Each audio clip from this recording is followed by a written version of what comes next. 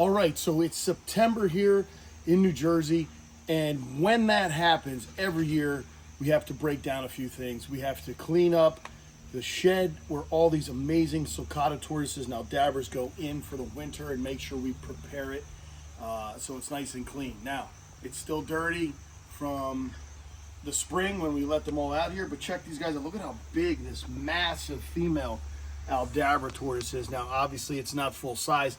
These guys get to be about 350 pounds, which is crazy. Some of these Sulcatas here are probably more towards 75, 80. Some of the big ones with the smaller ones maybe more towards 30 pounds. Now, I've been doing this a long time. I have a lot of Sulcatas here, and a lot of people think, a little bit more negative to breeding them. Now, yes, I agree. There are an abundance of Sulcata tortoises that are circulating, but there's always somebody to take them. So if you do know somebody that has Sulcata tortoises, big ones, have trouble finding a place or finding a home, feel free to let me know, contact me, and I'd be more than happy to arrange for them to come here or to other places that I know will take them. African spur-thigh tortoises are considered endangered in the wild, but extremely common due to captive breeding programs, which is something I can't stress enough. The more you breed, the better it is for the overall population in the world, and we have the ability to go and release them back into the wild if we have to, which I do know that is, I believe, happening, but on a lower scale. But yeah, so what I'm going to do is I'm going to show you, check out, this is the enclosure here. It's dirty. They got a lot of bad lettuce here that they just destroyed and decided to walk all over. But over here, okay, and I know some of you who have Sulcatas or big ones know that these things can dig. Check this out. This was an enormous hole. I mean, this thing went 5-6 feet under. We just filled it in. We put a cinder block there.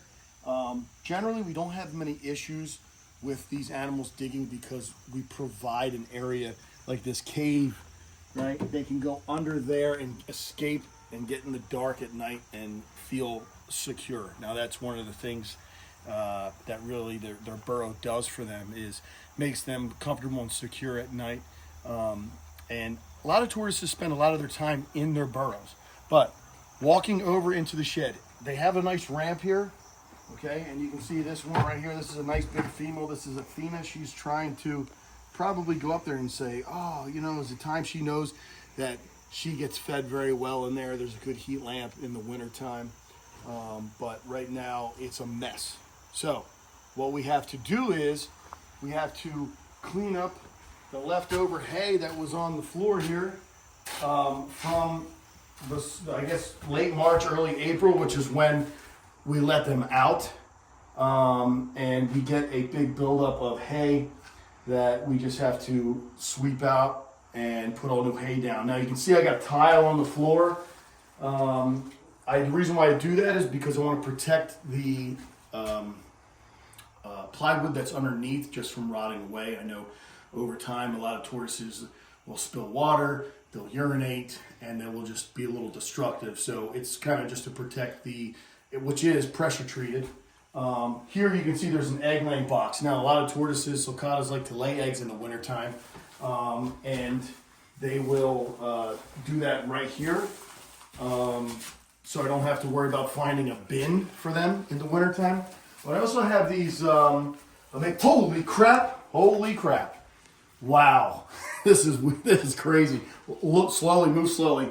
Look at this, there's a snake in here, guys. This is that black rat snake that I've probably posted on the reels with the Instagram that likes to hang around my shed because there's mice. When there's mice, there's snakes. That's just hilarious. I couldn't believe it. How the heck did he even get in here? We just opened the doors. Not only did he get in here, but he got up on the shelf. As you can see, we got some kind of, it looks like styrofoam, which is from probably mice. I don't even know where the styrofoam came from, but they seem to have made a pile over here, so that needs to get cleaned up. But these shelves are used for smaller tortoises.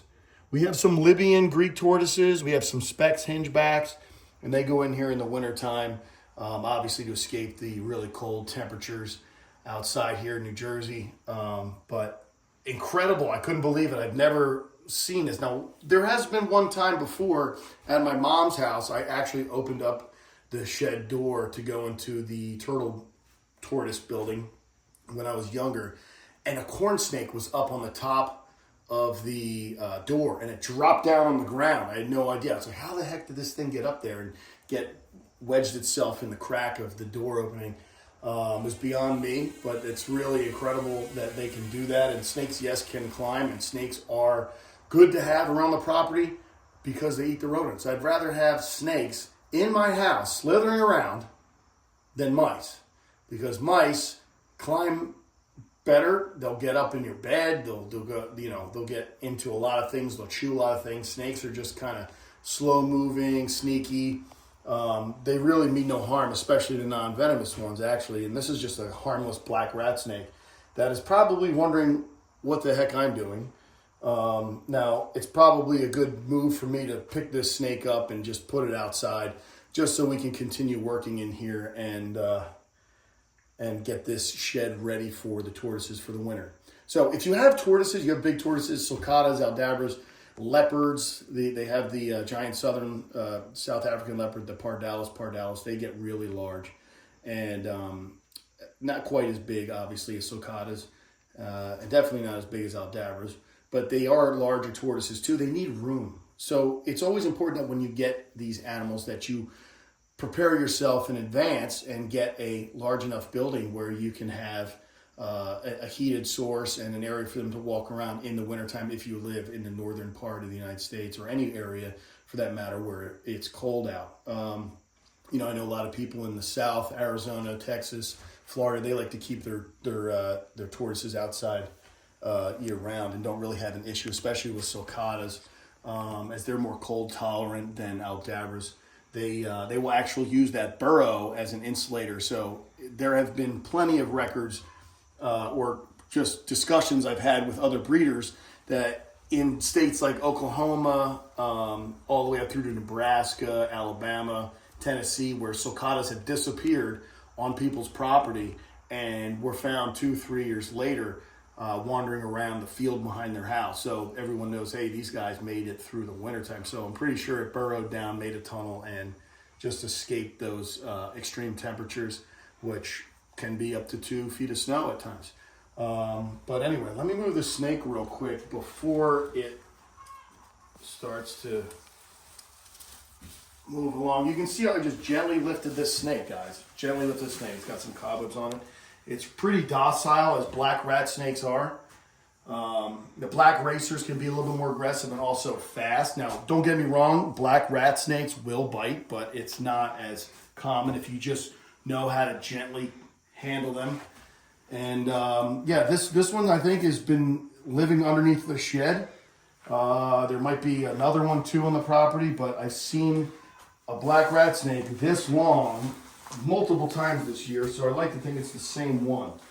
So what I'm going to do is I'm going to put it outside here just to get it out of the building. It might end up going back into the building the way it came in, but at the end of the day, I'm sure it'll go right underneath the shed right now, and it'll go about living. It's like, hopefully it trims down the mouse population. We've got a lot of mice in here. But anyway, we'll leave that snake go. It's cobwebby in here too, so that's another thing. We got to take, the broom, go through, get all the cobwebs up. These are fly traps that, if you have big tortoises, guys, and you have a shed, you need fly traps, okay? It just gets to the point where if you don't get ahead of it, you'll have a problem later. I will set up brand new traps, which I have a whole box full over there. I'll set up a bunch of new traps before I even put the tortoises in here, just to get a head start. Because if you wait until after you put the tortoises in, you'll never get control of the fly population. You'll just get out of control, especially when you have 12 to 15 tortoises in here. But this one's trash. This one's from last year. We got a bunch of them in here we got to get rid of. And there's a heating source. I got clamp lights, which are ideal. Each enclosure also has UVB bulbs that will target the smaller tortoises at the top. Down low, we have yellowfoots. We have a long, thin, narrow stretch. We got some yellowfoots that'll go in there just to try and keep them separate from the bigger tortoises, like the Aldabras and the Sulcatas. Now, the Sulcatas they can be a little aggressive. They can be a little pushy. The Aldabras are kind of slow moving. They're not as bad, but the Sulcatas will ram you, so you got to be careful with those. But here's a heating source, okay? And it's all, natural gas, and we have, a couple palm trees here. Trying to get more plants in here, artificial, obviously, because the tortoises will just eat them. So they feel a little bit more like they're at home in their natural environment. But yeah, so it's really important, guys. Like, you have these big doors. I just want to show you. The doors are insulated. There isn't really anything on the bottom right now, but there will be. And it's just because towards the end of the spring, or early in the spring, rather, like late March, early April, they destroyed what was there. And I just got to make an adjustment. But these doors are large. So when you come in here in the wintertime, okay, you got to be quick, all right? If it's really cold, I got to open the door, you got to slide in really quick, boom. And then what we do is we clip this door so it stays closed behind me. If you don't move quick, you're going to have a cold breeze come in, and you don't want to have drafts. If you have drafts, these animals can get sick.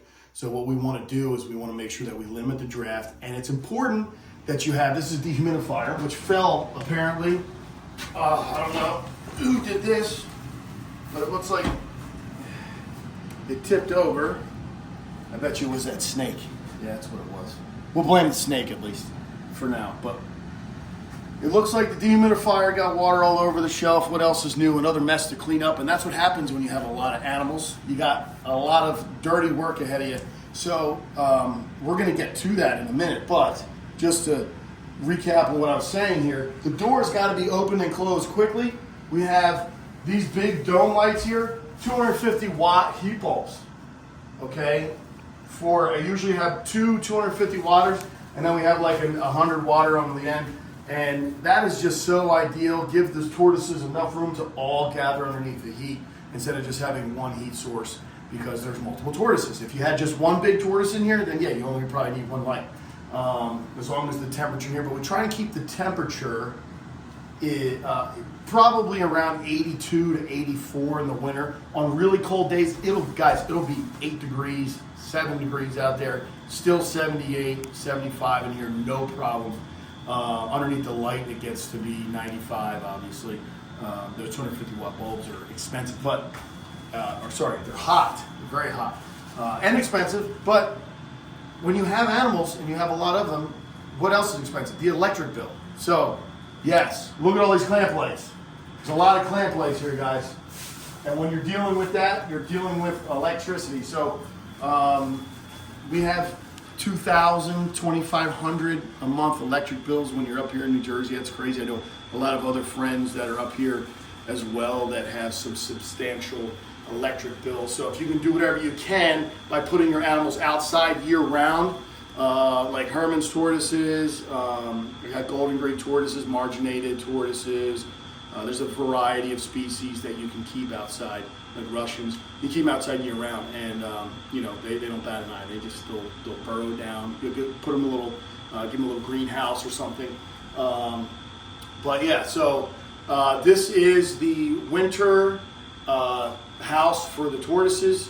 It was a shed that turned into a tortoise building, and we got some cleaning up to do. So appreciate you guys tuning in and just checking out what we got ahead of us and what we're working on here.